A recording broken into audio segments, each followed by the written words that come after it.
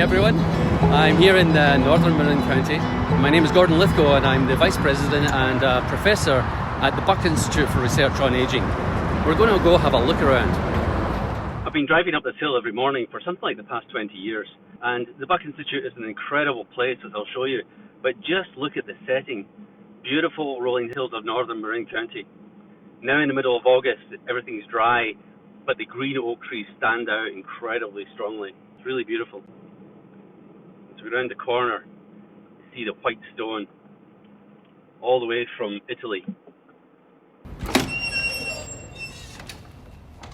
So here we are in the entrance area at the Buck Institute for Research on Aging. And as you can see, I've had to make a little adjustment. Everyone entering the building wears a mask all the time. Well, I hope this is going to be fun and informational. And we're going to start by looking at the architectural model of the original building and the original campus. So here we are. There are 5 buildings in this model. And the large building on the right-hand side here, you can see the pyramid structure right on top. That's the building we're in right now. There are 2 research buildings that have been constructed. There's 2 at the back there, one in 2000 and the second in 2008. And the 2 buildings right at the front here actually don't exist yet. And it's actually really exciting to imagine the campus being built out, effectively doubling the size and doubling the science that's being done here. This facility was designed by the Chinese-American architect, I.M. Pei. You can see all sorts of signatures of his amazing architecture. In the atrium here, there's lots of angles. I.M. Pei said scientists shouldn't think in straight lines, and they certainly build a building that you can't even walk in straight lines. I.M. Pei was known for using the pyramid motif. We've got our own pyramid right here at the top of the atrium. So this is a nice view out from the front door, but we're looking at a gap there. And that gap is where the 2 new buildings will be built, turning this courtyard into an enclosure. It's a beautiful view, but the view from the new buildings will be even better. We're going to see some of the labs today and talk with some of the scientists that are here. But before we do that, right off the atrium here is this amazing auditorium, the Drexler Auditorium. Let's go have a look. Every Friday, everyone in the Institute gathers in here at lunchtime to hear a seminar from an internationally famous scientist. This is usually unpublished data being described and is always super exciting. Tuesdays is a big deal as well. On Tuesdays, the scientists at the Buck do internal seminars. So it's students and postdocs talking about their very unpublished data, very new, very raw. But this is a big deal, and when they take to this stage, they know they're going to face a friendly but very experienced and knowledgeable audience.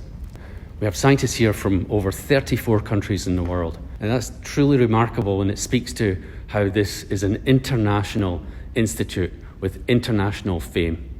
We also use the atrium for workshops, symposia, and communication with the public. And we hold many panel discussions where we try to describe what we're doing at the Buck and how it's going to impact people's lives.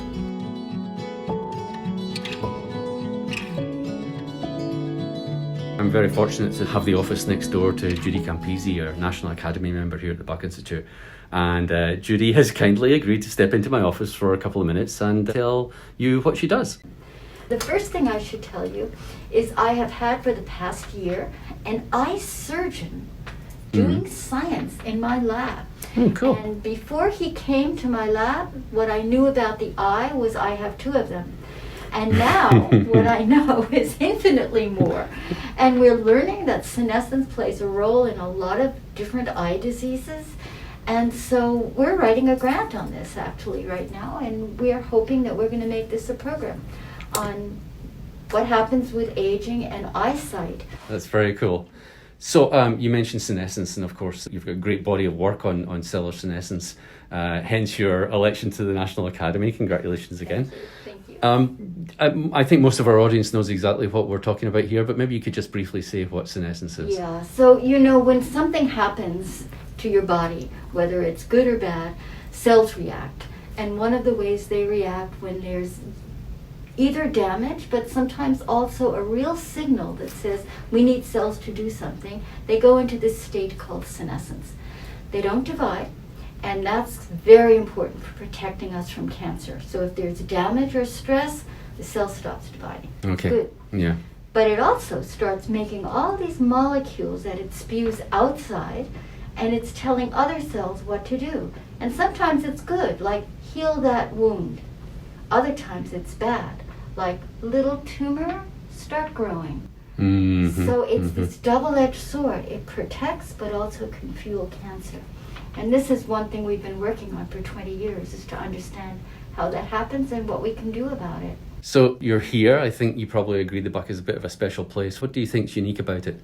Oh, what's unique about it is, first of all, I don't have to explain why aging is not programmed. We can really talk in depth about aging and what it might cause. And Great. Secondly, I am a basic cell and molecular biologist, and I've learned all this physiology from my colleagues. This has been like being in a candy store for me. Let's go see the labs. So we're still actually within what was originally called the administrative building. That's the building with the glass pyramid on top. We grew very rapidly after we opened our doors in 2000, and we realized that we needed lab space fast. And so we took a space that was about to be a canteen and a workshop and turned it into labs. So we're in an area of the building called the Hillbloom Center, and all the scientists in here are devoted to understanding the biology of aging and age-related disease.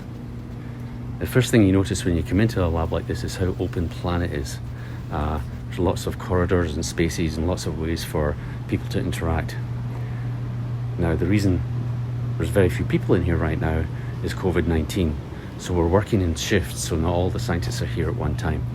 Under normal circumstances, this would be bustling with 3 or 4 people to each of these bays.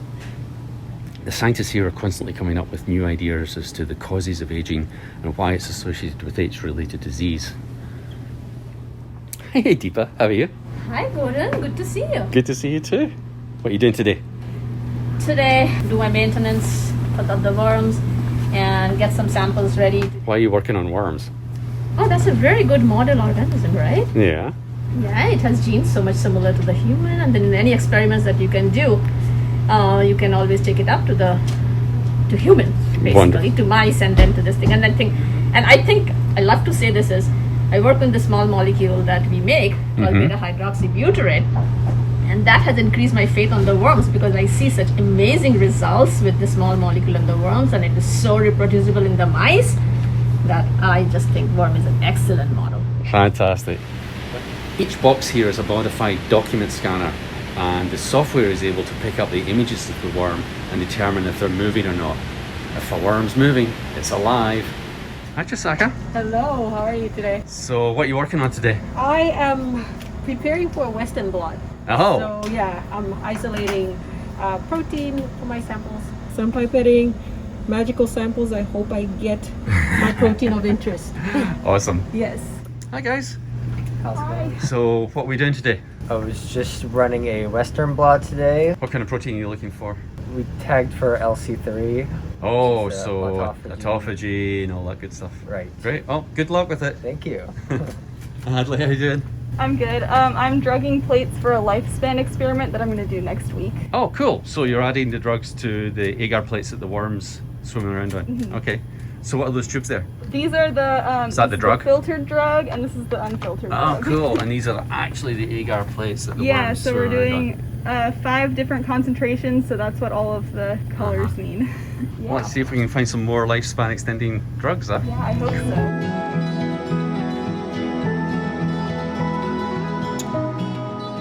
so. So now I'm outside the Learning Centre.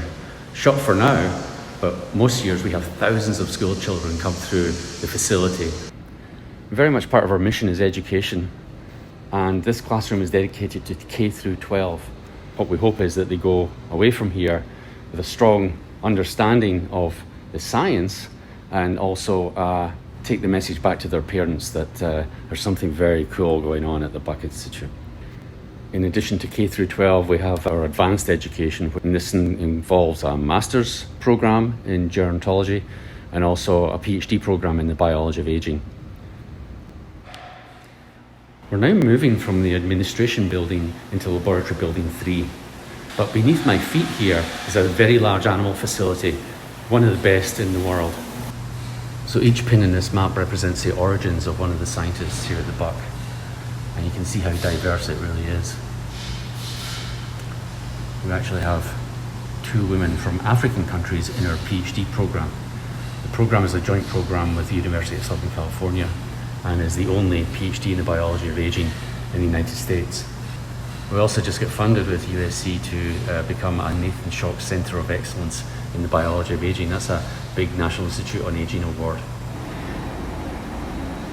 Many of us here at the Buck are interested in proteins.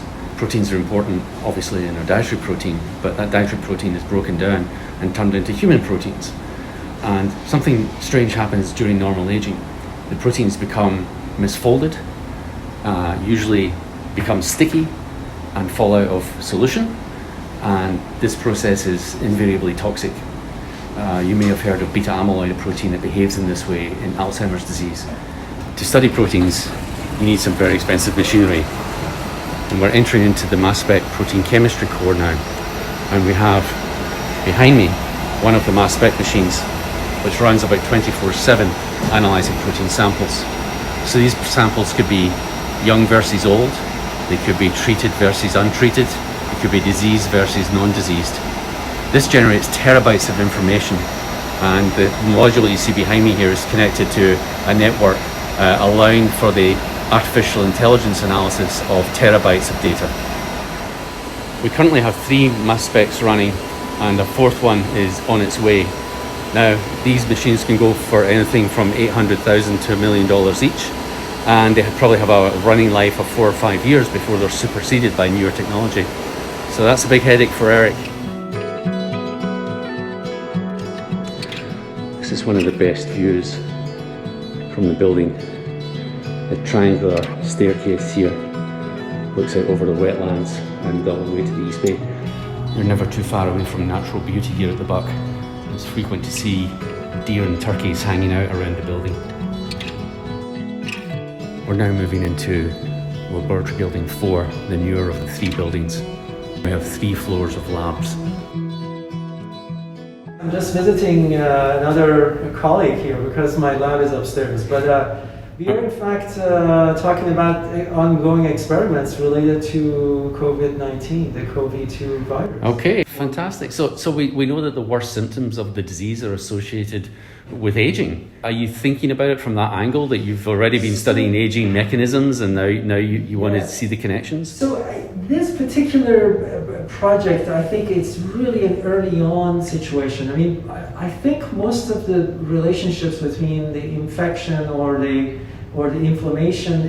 inflammatory response to the viral infection are things that we think that makes sense, that would be related to diabetic, complications or aging. Yes. We're looking at very, very early on, before even the cell knows that it has the virus inside. Wow, because okay. the virus is replicating. Yeah. So we're trying to understand, can we nip it in the bud right then?